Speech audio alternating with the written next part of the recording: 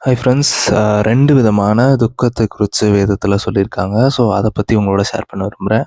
அதை பற்றின வசனத்தை நான் கமெண்ட்ஸில் போடுறேன், நீங்கள் கட்டாயம் படிங்க. என்ன சொல்லியிருக்காங்கன்னு பார்த்தா, மாம்சத்துக்கு ஏதுவான துக்கம், ஆவிக்கு ஏதுவான துக்கம் அப்படின்னு சொல்லி. அதாவது மாம்சத்தினால வருகிற துக்கத்துக்கும் ஆவியானவர் கொடுக்குற துக்கத்துக்கும் ஒரு வித்தியாசத்தை பற்றி பைபிளில் சொல்லியிருப்பாங்க.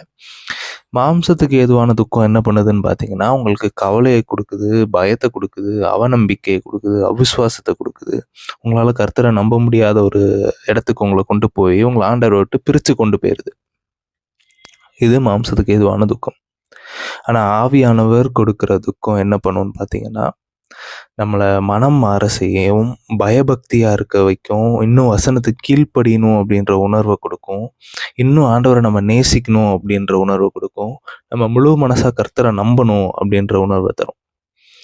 ஸோ இந்த மாதிரியான துக்கத்தை ஆவியானவர் நமக்கு தருகிறார்.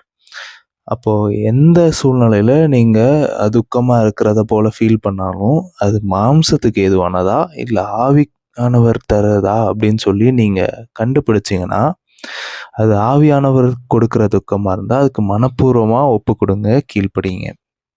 ஆனா மாம்சத்தினால வர துக்கமா இருந்தா வசனத்தை கொண்டு நீங்க அதை உடனே ஜெயிக்கணும்.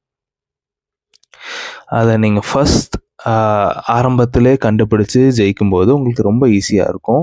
உங்களுடைய நம்பிக்கை குறையாம நீங்க காத்துக்கலாம். உங்களுடைய சந்தோஷம் குறையாம காத்துக்கலாம். உங்களோட சமாதானம் குறையாம காத்துக்கலாம். ஆனா மாம்சத்துக்கு ஏதுவான துக்கத்தை நீங்க அலோ பண்ண ஆரம்பிச்சீங்கன்னு சொன்னா, உங்களுக்குள்ள மனசோர்வு, மனக்கவலை இதெல்லாம் அதிகமாக ஆரம்பிக்கும். ஸோ ஆவியின் சிந்தை ஜீவனும் சமாதானமும், மாம்சத்தின் சிந்தை மரணம் அப்படின்னு சொல்லி வசனம் இருக்கு. அதனால இந்த வார்த்தையின் மூலம், இந்த வீடியோ மூலம் இனி நான் மாம்சத்துக்கு ஏதுவா துக்கப்பட மாட்டேன், ஆவியானவர் சொல்றபடி நான் அவருடைய துக்கத்தை நான் ஏற்றுக்கொள்வேன் அப்படின்னு சொல்லி நீங்க உங்களை அர்ப்பணிச்சிங்கன்னா, ஆமென்னு கமெண்ட்ல பண்ணுங்க. Okay, God bless you.